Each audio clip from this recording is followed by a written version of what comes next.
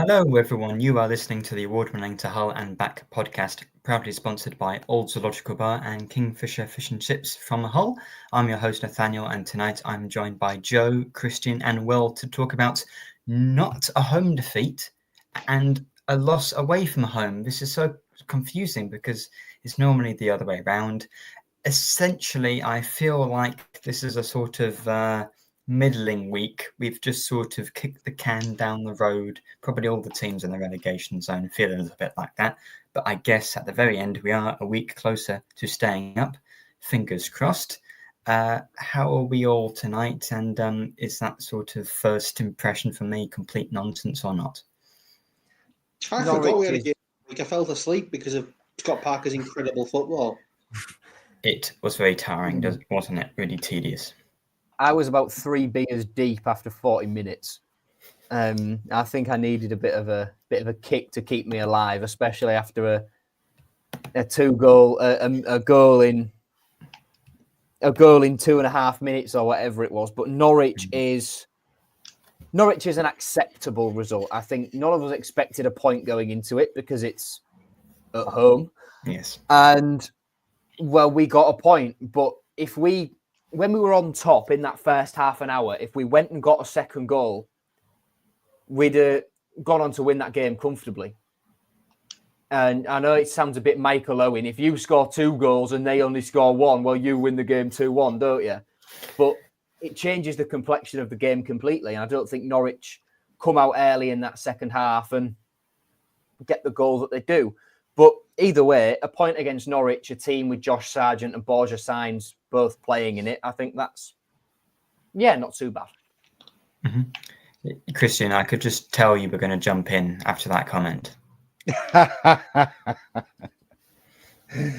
Yeah, let's talk about the nutting Norwich game, shall we, really? One apiece. I mean, without sounding a bit acorny, the Trees goal. Everyone went a bit nuts for it, didn't they? So it was. I'm so close to just leaving. Mate, at the end of the day, Norwich were a tough nut to crack, weren't they? So we're happy to get one. It's more painful when you hear it. Exactly. You had prepared this. You put that in the chat. I prepared a big monologue one. Yeah, just for you. Well, one of all that was off the dome. It's clearly improv. Off the dome. Yeah, definitely. No, let's be fair about the Norwich game. First 20 minutes was really nice football, as in, it was a bit end to end, but we looked more in control than Norwich. And after that 20 minutes, I mean, the goal came with 13th minute, but then after about 20 minutes, you just saw it kind of peter out. You just saw the game kind of just fade off, I guess. And the second half, I don't really want to say Norwich come out all guns blazing either. Their goal was just easy. And I guess City players were distracted by the wildlife on the pitch. Well, they had an extra player, didn't they? They had an extra player. If that was a Norwich player, you would actually say that was a really good distracting run to drag the fullback away from the play on the ball. It just happened to be a squirrel. It just happened to be a squirrel on the pitch, which was a bit of the highlight at half time because everybody was following it as well. So I think a lot of people were more distracted by the squirrel than actually watching the game as well. Exactly. My dad was trying to point out a squirrel to me, and he showed me where it was. I was looking at the squirrel, and then I just saw the ball at the back of the net, and I thought the cross had gone straight in. That's it. So I think it affected everybody, that, but hey, what can you do? Burnley game, though, let's go back to that one. No, let's not. Let's not. You don't want to talk about it. No one's listened to chat about Burnley. Let's be quite honest here. Nah, come on. Look, you can't say that because it's one of those where all of us here say, though we were expecting a loss, we all had hope for something away. Yes. We all had hope for something away. And a draw would have been happy for us. We've all been happy with that. A win, we were being ecstatic. And I think the biggest problem was it wasn't just the loss, though, against Burnley. I don't think it was just how it was like losing 2-0. The biggest problem for me was how we lost. We looked unbelievably flat. Like, I didn't see anything that made me feel throughout the full game Hull were ever going to get anything from it. There was no going past the sign that says "Welcome to Burnley." God, He'll do that to you. Yeah, I get that. With Burnley, they need one goal to win a game because they don't concede. So when they get that 2 minutes in, then, well, the game's more or less done after 2 and absolutely done after 21 or whatever it was.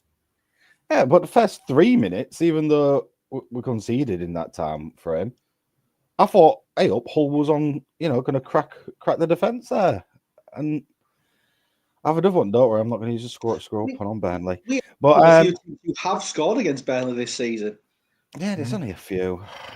It's just, for me, I thought the Burnley game was quite upsetting, personally, from, the outside of watching the game. I thought Hull just had nothing, and it really looked like a relegation team, which was really, really demoralising for a lot of the fans. You could hear it. You could see it on all the socials.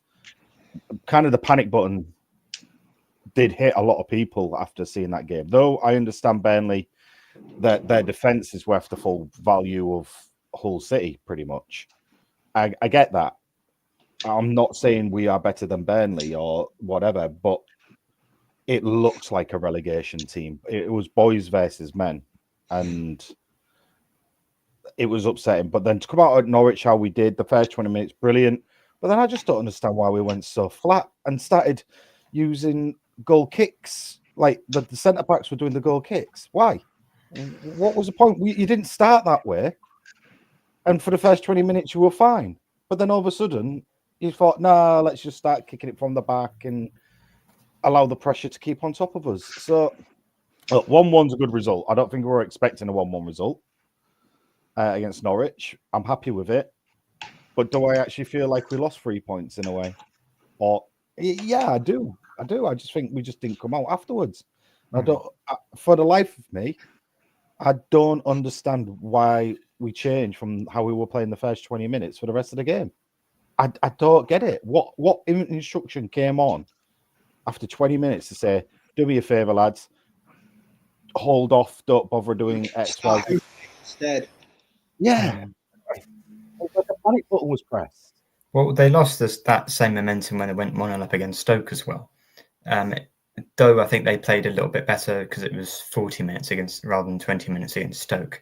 But yeah, I think maybe it must be a psychological element that they go 1-0 up at home and think, let's just sit on this. But considering our defence is so poor and Norwich's attack is so good as well, I don't think anyone expected us to keep a clean sheet. Just to go back to Burnley quickly, I know we don't want to talk about that too much. I know some people saying, well, Christian mentioned there on Twitter about it being a relegation side. I think Burnley just kept the ball so well.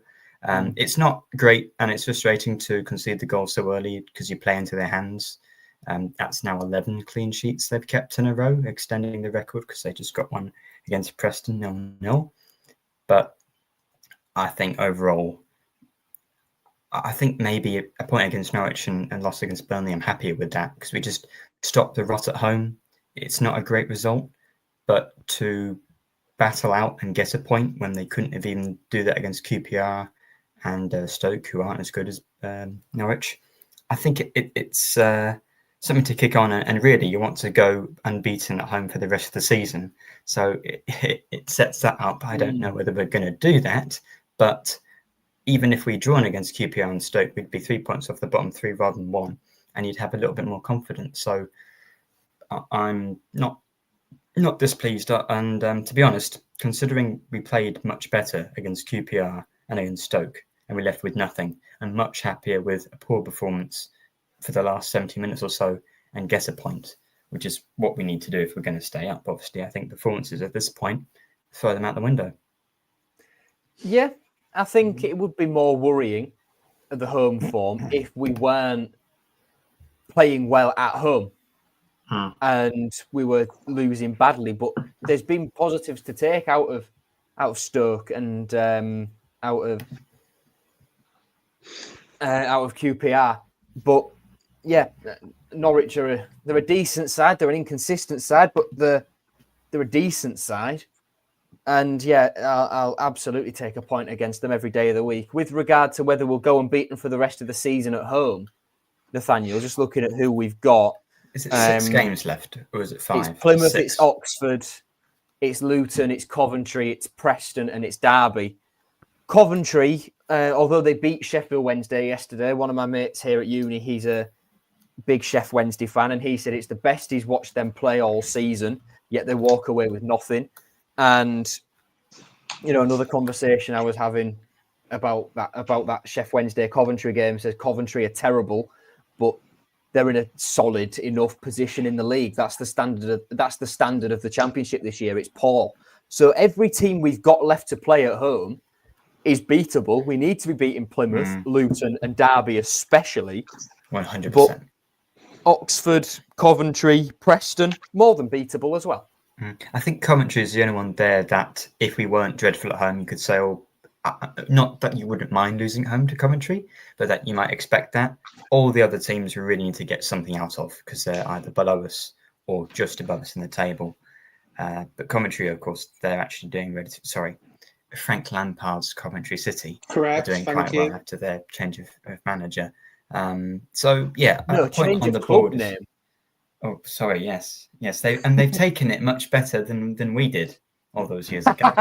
To be fair to them, I've not seen them protest the change of name. I don't think it's not Wayne Rooney's Plymouth anymore, is it? So they're the only one with that sort of name in the league at the moment. God forbid Steven Gerrard comes back to England and manages in the Championship. God, you'd have the Lampard versus Gerrard debate all over again. Surely most clubs are not stupid enough to do that. Actually, I shouldn't say that. Teams like Blackburn have ownership that could easily do that. Yeah. But George Boateng's apparently getting interviewed for the Blackburn job, isn't he? Wow. What was the controversy with him was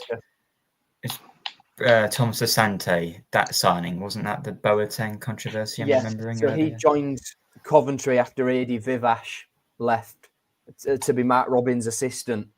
And he and Brandon Thomas Asante had the conversation with George Boateng, whatever, that's old news. And Matt Robbins then got sacked for no apparent reason, and Boateng left with him. We're 14 minutes in, and I already feel like there's not that much to talk about this week. I think we always find stuff to get into, but I just feel like it's a... You're not ending it already, are you? Well, we've not won, and we've not... Because we've drawn so few games, especially recently, compared to... we started the season with a lot of draws. You don't know how to a draw. But yeah, it's a bit... We're so used to on this podcast and everyone this year, because it has been a painful year being so reactionary. Even I've been like that. A draw, I'm like, I don't know what to do. There's no sort of massive headline. I just want to talk about the Squirrel, to be honest. It was a lovely goal. I thought that was a lovely team wing goal. Play from the Squirrel, to be quite honest. He convinced his full-back to go to the wrong place and allow the cross to come in for Sargent to head home, unfortunately. Yeah. I'm almost not angry about it, though. Because of the Squirrel, I'm almost kind of like, I'll give him that one. Because that's funny. At least we'll get on the news, you know? Yeah, it's been everywhere, hasn't it? I thought our goal was all right. I mean, like, the build-up, as you say, I think Jogala attacking the full-back centre-backs of that side. Louis Coyle overlapping. Cross. The tree coming in at the near post and knocking it in. Finished really well, yeah. And it was the first goal I've seen in absolutely ages from Hull that looks like a proper team goal. If that was just a nice flowing move. Oh no, absolutely. Nice, yeah. And it's something that I guess we've all missed. If anything, guys, I was rating Louis Coyle until that point, going, Jesus Christ, where's he been all season? And then obviously after the 20-minute mark, he gets tackled by himself and loses the ball in an attacking position. doesn't get his head up all of a sudden and starts just doing wild crosses and passes. And especially in the second half, there was a very similar situation where this was actually after the first load of subs, and it was Bairstow on that side. I forgot he came on. He was that shit. Yeah. Well, he got into that position, and he was starting to run at the defensive back line. They were backing off a bit, and Louis Coyle could have easily done the overlap a bit, but instead he stopped on line just behind Bairstow. Now, Bairstow never looked like he was going to kind of do that little tap on for Louis to cross in anyway, not in a million years. But what I found really stupid was their back line backed off that much. It was like Louis was afraid to push on because he thought he was going to be offside, but yet he would have been in wide open space for another good 10 yards and easily put in a decent cross because he would have been in the better position. He had nothing in front of him. And so things like that really get to me kind of after how many games in are we in now? I've absolutely forgotten how many games we've played. 32. But 32. Wow. So you tell me after 32 games, you would not know to knock that on into someone's path, just it was clear to do another path. After 32 games, you kind of get frustrated that they're not doing those little things because you've just seen it work in the first half and get a goal. So it's still players, I guess we can all admit, and I think you even posted this one, Nathaniel, where Bairstow shouldn't be playing out wide and he should be playing in the middle, which 110% agree with. Well, he's not a winger. Yeah, we have a comment here from Scott. Why do you think Pedro's starting the home games? He looked off it. We could have got another one or two playing off Crooks. And it did look at times Crooks essentially was playing quite close to being up front. Yeah. I think Pedro's probably the first time probably the longest he's gone without scoring. I think it's 6 games. I think Joseph has come off the bench a few times. Started against Burnley, Sheffield United. He's not got on the ball that much. I think he'll get his chance and he'll score at some point. But I think we've got the wingers. Joseph maybe doesn't have the physicality. Pedro certainly doesn't have the pace. And I like Bairstow.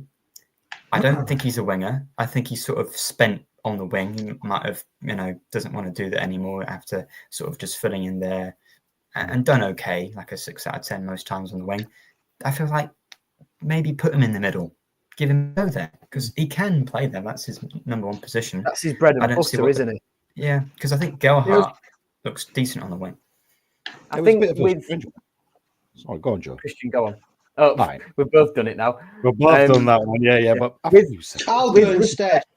Joe Gelhardt was the best player on the pitch. Yeah. Agreed. With respect to Zhao, I think he had to start that game because Shane Duffy and Callum Doyle are both so physical, they would have bullied Kyle Joseph. They would have bullied Mason Bairstow. And they're both so much taller than Joe Gelhardt, they would have bullied him, even though he's pacey and he's not afraid to put his body about, they'd have bullied him as well just because of his sheer height. Zhao is the tallest of the lot. He's the most physical out of him, Joseph Bairstow. So it was the right decision to start him for me. I think against someone like Shane Duffy, you have to start Zhao. He is our best striker still. But I just think after the hour mark, I saw Bairstow coming on. And I just thought, is he going on in the middle? Because I think there was one ball where I think Coyle passed it to Pedro. Maybe some people, I know a lot of people, because they don't like Coyle, would say it was a bad pass from Coyle. But it just saw, if we'd had a player who could run even on like one leg, Pedro, he should have got there and he didn't. I just feel like, jumping ahead a little bit. He's already scored in the northeast of England away from home this year. Former team. Am I saying start Bairstow at Sunderland? Give it a go. Roll the dice. Possibly. How could you possibly say start Bairstow after his cameo yesterday? Because I wouldn't say start him on the wing, though. I don't think he's not going to be playing the same. Yeah, no, just in general. It wouldn't happen, though. Well, maybe not starting, but for someone to come off the bench with half an hour left, I feel like Bairstow would have made more an impact in the middle than Joseph.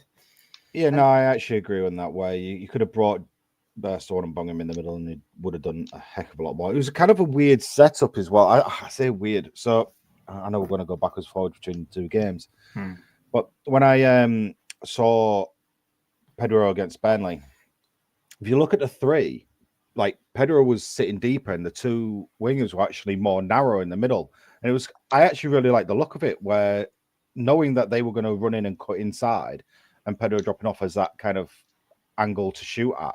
I thought, that was kind of unique. And then when I saw the lineup and saw we were at the beginning of the game, I thought, that's exactly what we're going to do again. And look at that. We've got Barry on one. We've got Joe on the other side, Joe Gellar. And then you've got Pedro there thinking, well, Barry loves cutting inside and taking a good shot. We've all seen that Gellar can do these type of shots. I mean, he had a hell of a good one from the outside of the boot as well. He actually had a cracking good shot. And I'm thinking, right, this could really work for us. And then all of a sudden I'm seeing Matt Crooks up top. What's going on here? It almost looked like a 4-4-2 at some stages in the game, with Crooksy being the one playing up and around Pedro. And I'm thinking, which again, though, with Crooks's height, it makes sense having him up there with Duffy and Doyle, because they are enormous, and so is he. Yeah. So I guess a tree. Well, yeah. Well, I guess that must have been tactically done from Celes to have him that high up, because at times it always looked like we had two up top, and for the first 20 minutes, gents, it worked. So is that a sign? Should we actually start playing with two up top as well? Because I think we've all screamed out for it, saying like Pedro can't do it all by himself, because he can't. He really can't. So I don't know. We need to change somewhat, I guess. But before we change anything else, we need to find a way lasting more than 20 minutes, because it just always goes wrong after that. That's me. That's my takeaway from watching the last two games. Boys versus men. And then once you have got it, stick at it after 20 minutes, because it's just, you are beginning to look. I think a lot of fans are getting nervous now. I am. I will say that on record now. My confidence was fine, but until the Burnley game came over, I was expecting a loss, but it was the manner of the loss for me. Well, I've been nervous for a very long time now, even before Sheffield United, even just after, really, because it's been a very long time since we've been, further than 3 points above the bottom three. We've got either bottom or 1 or 2 points above it for months now. So, and I don't really see us going on a huge long winning run. I think we've got Sunderland next, and then we've got West Brom away. Even though West Brom could definitely get a draw there, because they've drawn over half their matches. Bristol City away. Yeah, even Bristol City, they're good. They're on a good run, but player for player, I reckon we could do one of our sort of 1-0 wins at Bristol. Or, you could do that. So we haven't got a good record at Ashton Gate though. 5-0, a 1-0, and a 3-2 from 2-0 up Bottle. True, so, we only beat Bristol City when it matters. Well, it will matter. They all matter. They all matter. 14, every single one of these games. 14 cup finals, etc., isn't it? So to use that tired, rubbish cliche, but it's obviously true. Yeah. Norwich and Burnley are good teams. Yeah, let's talk about the midfield, or the absence of one of them, maybe. Before that, I think Matazo, when he came on, I thought he was excellent.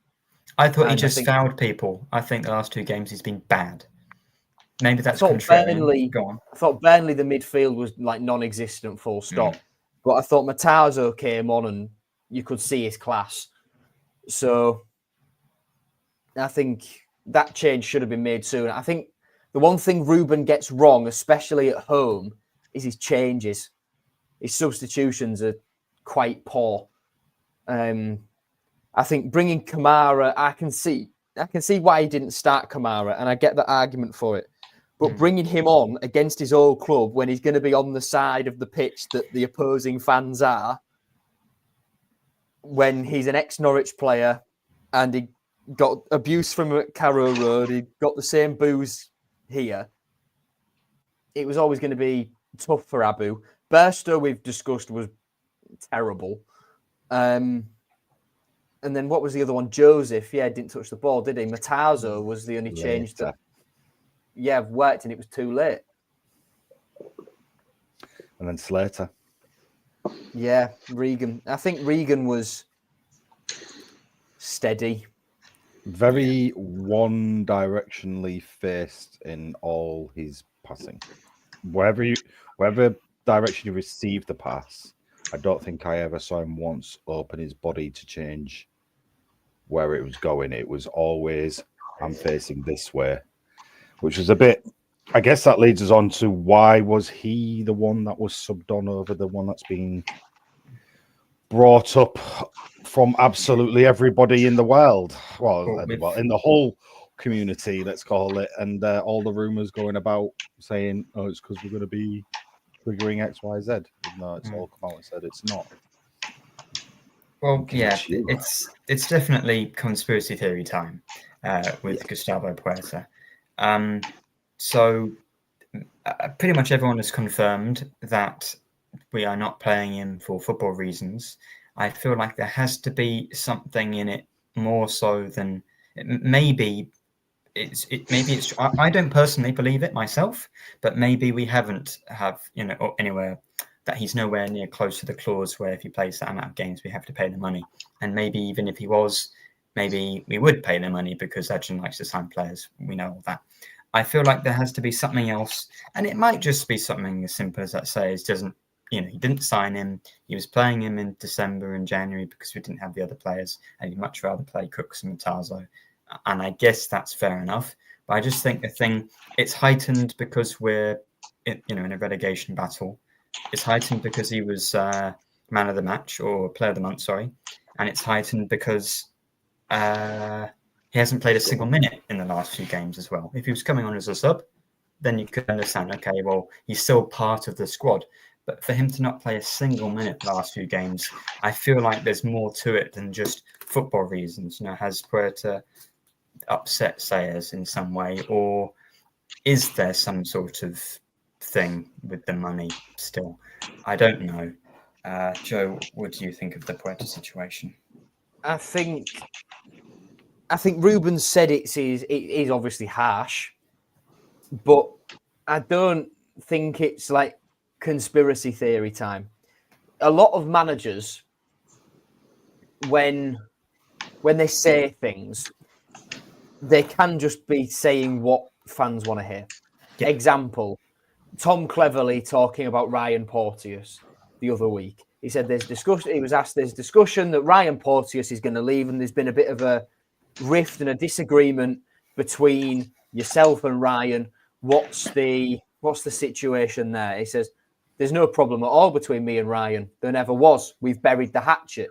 Well, if there was no problem, what have you buried the hatchet for? Managers can just say, like, they can hear buzzwords from fans, and every manager, no matter what they say, knows what's happening in the fan base, knows what's happening on social media, knows what players are posting. I believed Liam Rosenior when he said he didn't have social media, but I think a lot of managers will especially have someone, if they're not on it personally, have burner accounts like Adjan does, or they'll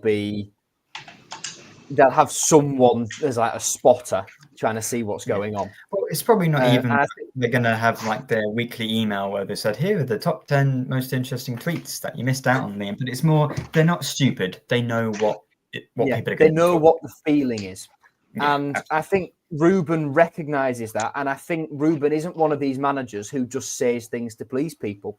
Having, had the privilege of spending some time with Ruben, he is genuine, and everything he says comes from a place of being like on transfers. He's quite he doesn't want to overstate something. He's very coy, but you can tell that what he's saying is genuine.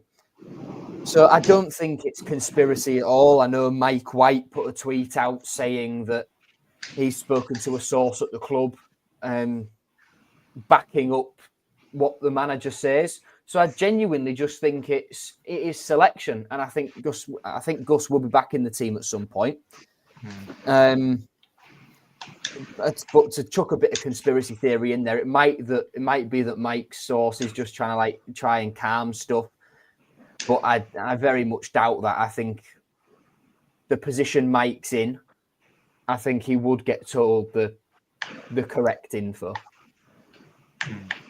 So I don't think it's big conspiracy theory time at all. Okay. Will, do you have any thoughts on this?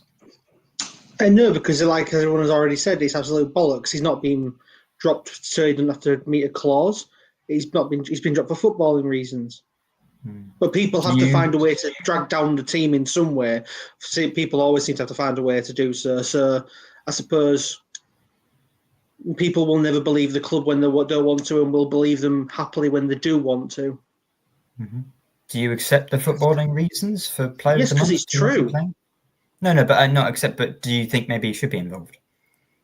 Well, I would like to see him involved. He's a good player, but I trust a football manager's judgment over my own. Yeah, fair enough. That's a big point. That Ruben sees these players, these people, every single day on the training pitch, in and around the training. Dave on Twitter knows more.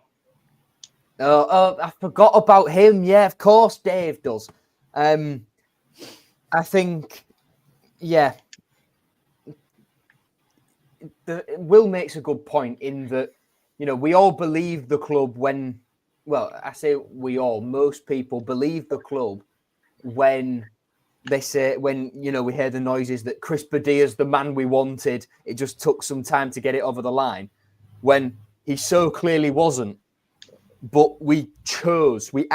a set of fans actively chose to believe that opinion as an example. Well, he was one of them, because I think we still want. I mean, what I'm actually saying is people are happy to believe positive news coming out of the club, but not negative. Yeah, fair.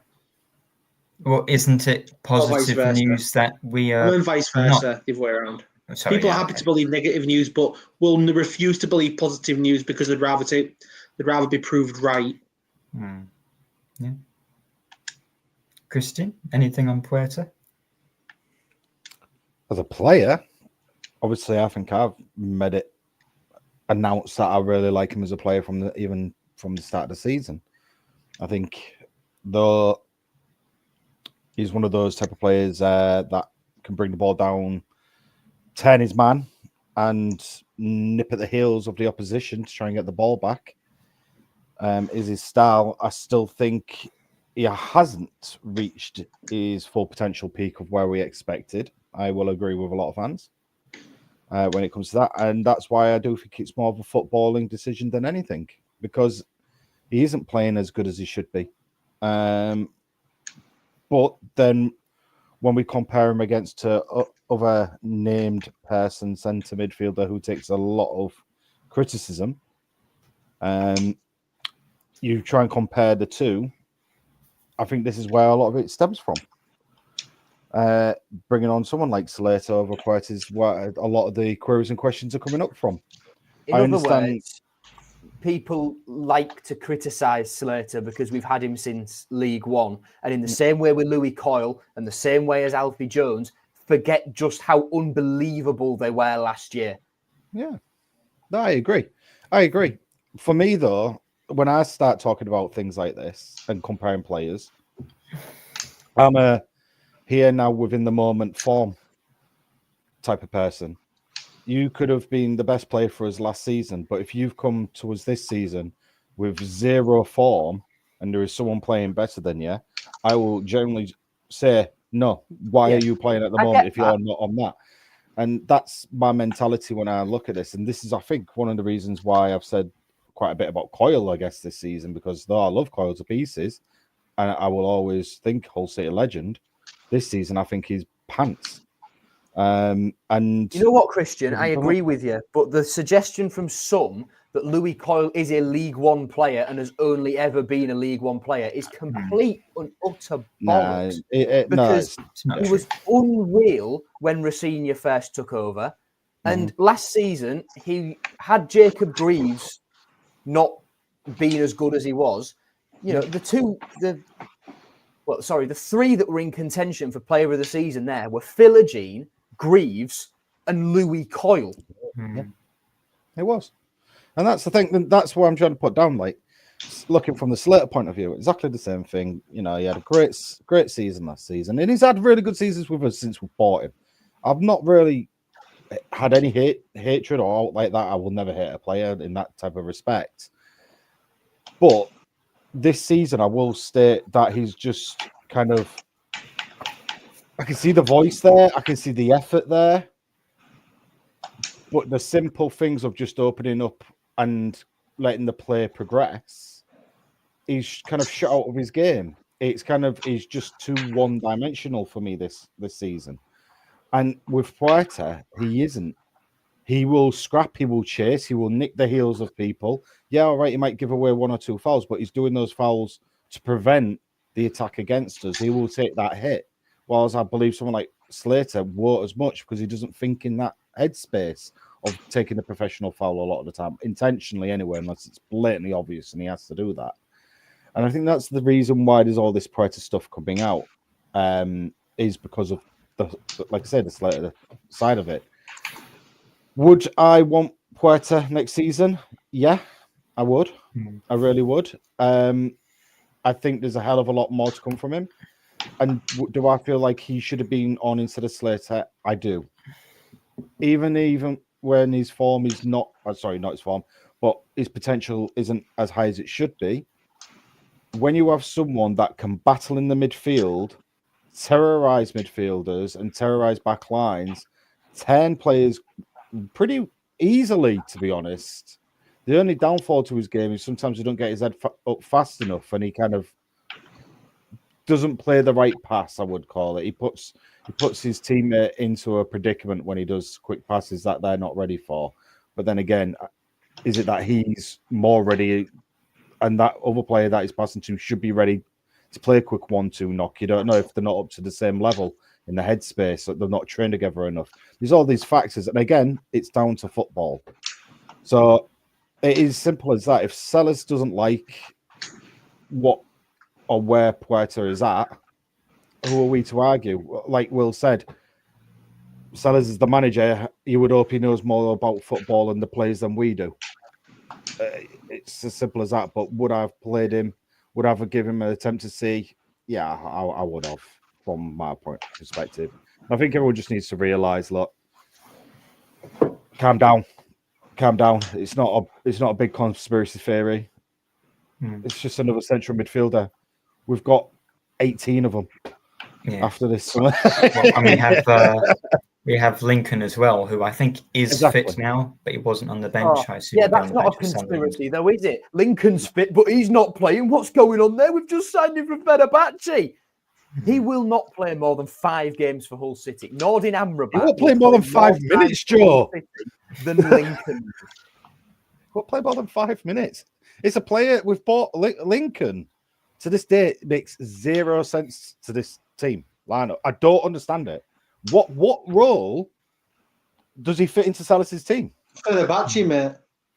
That's it. It's just Fenerbahce friends. Fenerbahce friends. That's the only thing.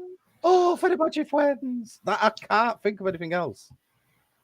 Well, that's it though, isn't it? Because again, like Pedro, we are the only championship team, the only team in England. One of the few teams, really. Fenerbahce toilet water. That's harsh. Look, if Lincoln comes off the bench, Jow's coming and being good, to be fair, but I don't see Lincoln ripping up any trees. No, the last 10-15 minutes of a match, once he's fit, like if we're not winning, he can come on and take a few set pieces because he's good at that. I imagine that'll be his role. Last note, and you can shout at me if you want. And when he starts against this is Puerta, when he starts against Sunderland next week, I'll look like an idiot, but I will believe that there is no Puerta conspiracy theory the next time he plays. I mean, it's only been the 3 matches that he's not played, and we do have other players, so it's not that big a thing. I'm not crying bloody murder, but maybe I am. I'm just stressed. It's been a stressful season, and But Plymouth lost at Blackburn. Thank you, Blackburn. That's good. Luton lost at home again against Sheffield United. Thank you, Sheffield United. And Derby got thumped deliciously by QPR. So that was 4-0. Thank you very much. See, that is the sort of thing I can get behind. And shout out to Bristol City. Every time Bristol City play a team nearest in the table, they tend to win. I know they didn't beat Cardiff, but they drew. So thanks, Bristol. That is the sort of thing I respect, because the amount of teams that have just rolled over for, like West Brom going to Plymouth and losing. Scum. Useless. Pathetic. And I will remember that. I will, in years to come, when I have the opportunity at the You won't though, will you? Send West Brom into administration, I'll do it. No, you won't leave Boaz Myhill without a job as goalie coach, will you? Bring him here. Yeah. Bring him home. Yeah, bring him home. Bring him home. Yeah. Bring my son, Myhill. So Sunderland away. We won there last year. We've not lost there since we've been promoted back up from League One. We even beat them in the League Cup in the League One season. Going to be a tough game. Yeah, on penalties indeed. But that counts. I mean, I think with the way we talk about the home form, we would all say the Doncaster game was a defeat. So we can say the Sunderland win on penalties was a win. So I think beyond, really, there's no such thing as a free hit. And we are better away from home. So you'd like to get a draw. It's the games after that, Cardiff away, Plymouth at home. Is it a case? I mean, the answer is obviously no, because every game is a cup final. But is it a case of getting through the Sunderland game and focusing on the next two games, or do you think we can nick something like we did at Sheffield United? Not a chance. Yeah. Not a chance. To be honest, we nicked it last year, even though we finished above Sunderland by about 3 or 4 spaces. Well, we could score last year. Lakilo started that game. We scraped that from a deflected goal. But you know who also started that game alongside Jason Lakilo? Fabio Carvalho. Exactly. Scored, didn't he? Yeah, we had goal scorers then. This is the thing. They've still got goal scorers, and if anything, better goal scorers than they did last season. They've scored 49 goals. So, and only 28 against. It's that they will score goals. Though they've drawn, what is it? Win, draw, win, draw, win, draw. The draws are all score draws. It took a referee blocking off our defender for them to beat us earlier in the season. So they don't score goals that much for fun. And that was against a Tim Walter side. I mean, let's also not. I had something in my head then, but it's gone. No. I've made myself look a twat. When don't you, Joe? Put them funny. Sunderland, they're quite good. Take a point. I mean, those games afterwards. I mean, the Cardiff Plymouth games next to each other. And then later on, of course, we've got quite later on Derby, Portsmouth. I mean, my stress is going to be absolutely off the scale. It's going to be unbearable. I don't really see us getting anything. I mean, in the last few years, bar League One, of course, we won pretty much every game for the last third of the season.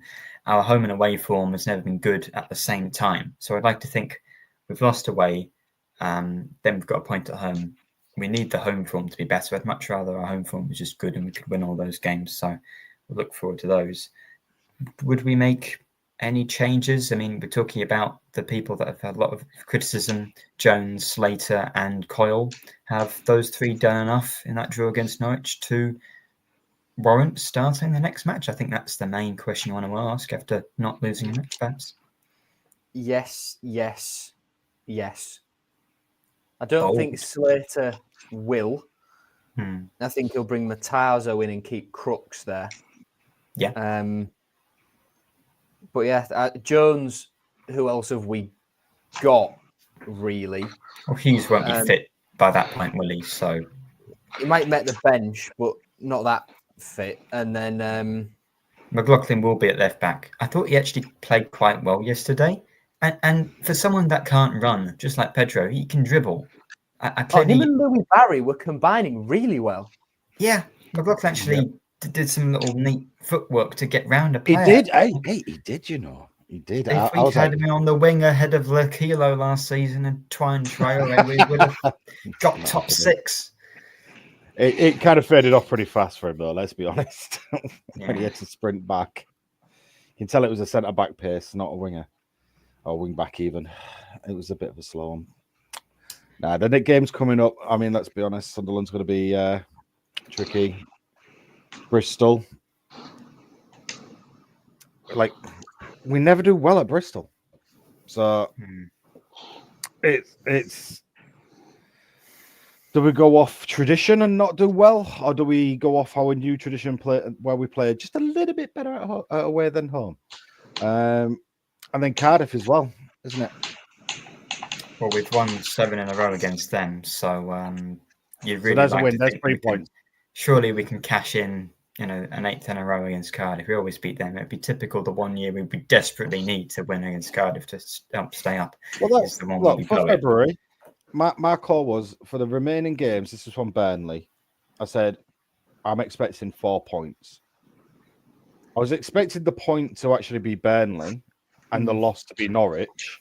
Yeah, it's reversed around. So whatever. I'm expecting the loss against Sunderland, and I want that win against Cardiff. If I get my 4 points, personally, I'll be happy for me. Yeah, but I think we can't be too downhearted by just getting the 4 points either, because there's a win in there. There is a draw. So out of the 4 games, considering how most of the season have gone, I think we'll be quite happy with 1 win, 1 draw out of 4. So it sounds crazy to say that we're happy with that, but beggars can't be choosers at this moment. Yeah, it's where we're at. Where we're at. Then on to March. So we've got 14 games left, and actually this is complete nonsense because I've miscalculated, so I'll just be quiet. Again, we didn't win. I know I said that I'd keep doing the combined lineups, but again, Sunderland, 4th? They're actually not that many points off being in the automatic places, so I'm not doing a combined lineup because, again, I think when we're in a relegation battle, I'm not really putting any. Like maybe Alzate can scrape in. I saw a tweet saying whole team apart from someone in central midfield, and you put Alzate in. I mean, it depends on like who's unfit for Sunderland or who's suspended. We were saying that Sainz was going to absolutely rip us apart, and he didn't. He had a chance, and he hit the post. That was from a corner, so you can't really say it was because of his great dribbling play. So Anthony, of course, ruined us against Burnley. And then, who's the French chap who's supposed to be like really good? No, the Enzo Lefebvre, yeah. Will he be up against Coyle? Yes. Joe, you're saying you start Coyle. Will, I'll go to you. Would you make any changes for the trip to a stadium fight? It's an interesting one. I can't remember who was on the bench. Jesus Christ. Lottatala. I'll bring Lottatala up front. I think the major one is does Slater play again? I think everyone else. Mataza is probably the one I've never met the change with, yeah. Yeah, I think that's fair. Christian? No point me even commenting on that one, lads. It's exactly the same. Everyone's going to say the exact same thing. And I mean, we can't do anything else at right back at the moment because Drama's still injured anyway, isn't he? And I mean, Kyle started all right. Let's try and see if he gets a bit better and lasts more than 20 minutes of it, and can get another assist in the exact same manner. I wouldn't really change that much. Just kind of build off really that first 20 minutes from yesterday. I think that's the best bet we can do, isn't it? Just build from that and Matazo in the middle. Well, would anyone like any stats about how many points we normally get from the last 13 games? Although I realise now we've actually got 14 left. I guess I don't think it matters what our answer is. You're just going to say it anyway. Well, I mean, I'm the host, so I have the ability full to editorial control. That's what I said. Overall, but I'm not a dictator. I'm the Ultra Lord Mega Supreme host, as I've got my mug, which I still haven't brought up. But, if someone wants to comment in, I'll just sit in this awkwardness for the next 60 seconds or so until someone says anything. So, I think you better still, get it out, Nathaniel, don't you? Still, I've not had a yes or a no. Get on with. Thank you, Will. Thank you. So, and this is probably based off the fact I think 16 points gets us to 46 overall until the end of the year, and I think that might just be enough to stay up. It's slightly lower than last year. There's always a team that goes on a good run at the end of the season, but given that we have a better run of games than some other teams, I think that might be enough. 16 points, we got that last year from the last 13, and then also the year before, and then 17 in 2022 under Shotra Valadze. So if we can just repeat the form we had under Shotra Valadze, who was not a good manager, we'll probably stay up. And I can go further back than that, but I think it's just interesting. These are all the championship seasons. In the last 6, it's 16, 16, 17, 17, 18. Lovely. 2020, 4 points in the last 13 games. So long as we can do a lot better, over 3 times better than that was the win against Middlesbrough and the draw against Birmingham. Draw against Birmingham, yeah. We're going to have to do a lot better than that. I just wanted to say, going through all the stats. Yeah, Well, who scored in both of those games? Harvey Kane. So he was directly responsible, probably, for all 4 of those points. Yeah. Wilkes didn't score in both, yeah. It was that moment where Herbie Kane became David Beckham and started scoring those free kicks and then immediately got injured 10 minutes after the goal against Middlesbrough. I mean, never saw him again. If we just had one half-decent player, he would have stayed up. But no, we wouldn't. Well, I mean, if he kept scoring free kicks, we might have stayed up. But no, wasn't to be. I guess, depending on your point of view, that kind of ended up getting us Aginella Gela, and depending on your point of view again, that it's either a good or a bad thing. But yeah, we're gonna have to do better than that. Last thing, I suppose, is to predict the Sunderland match. Because I know what you're going to say, we'll come to you last, actually, and I'll give you a bit of time to think about I might surprise you. Same thing. You might do. So, eeny, meeny, miny, mo. Christian, you go next. I think it's not going to be a pretty one, gentlemen, if I'm being totally honest. Mm-hmm. It's not going to be pretty. I think it's going to be, I don't even want to say it. You know what, Will? It's going to be 3-0, but to them. It's going to be. You're an absolute fucking disgrace. In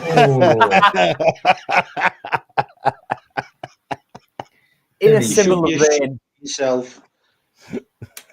In a similar vein, Christian, I think 3-1 Sunderland.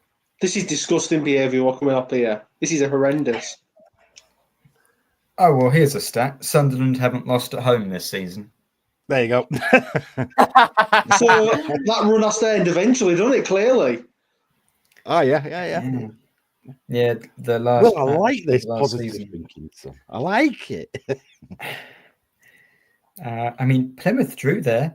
Watford drew there, and Watford aren't good. But the last 2 games, they've scored 2 in all of the last 3 home games. So. I like that. Watford drew there and Watford aren't good and they're 3 points outside the playoffs. No, but they're in dreadful form though. They've won, 2 and 11. So yeah, they have not won in 4 games.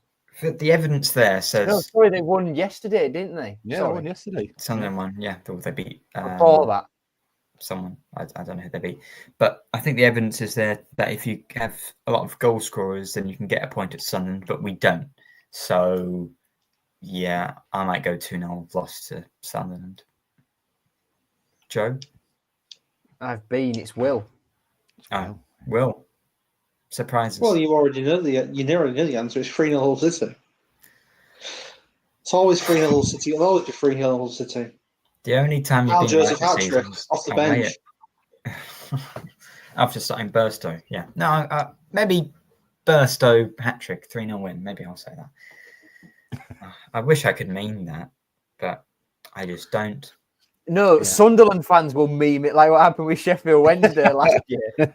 Oh, look, if any Sunderland fans are I watching... don't have Twitter, so I couldn't give a toss. Yeah, I'm going to say 2-0 Sunderland. I'm going to say that.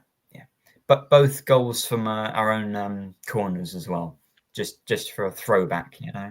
That was a Sheffield United thing. I know, but it's still one of them was against Sunderland, wasn't it? One of the goals to go in off the referee. It didn't. And he doesn't disallow it; he just gives it. Well, yeah. It's still a drop ball if it hits the ref nowadays, isn't it? I thought they No, were but he getting just rid of gives that it. rule. Yeah. Have they pretty much confirmed off. the referees yet? It's Bobby Madley. No, it's not. It's probably Bobby Madley, yeah. If it's Bobby Madley, well, They've only confirmed up to Wednesday. what one Yeah, match? they're trying to keep it a nice surprise for us when it turns out to be Bobby Madley. Oh, well, that's something to look out for. It's Luton against Plymouth. I think isn't that one of the only midweek games? There are a few others, but none of the others mean anything to us in terms of the relegation battle. A 0-0 draw and a massive fight at full time, so they all get suspended. That is what we want there. Yeah, Please, nice. 0-0. I'll be begging for it to stay as the scoreline starts with 0-0 on Wednesday. But Liam Walsh is going to be Luton. one of them who gets sent off because he always does for Luton. Is 0 goals, 2 red cards this season. Agent Walsh getting sent off game by game, trying to keep his old club up. Agent Walsh, I mean, he played, 4 minutes for us? All thanks to a real nice free kick against us. Yeah, but that didn't even go in.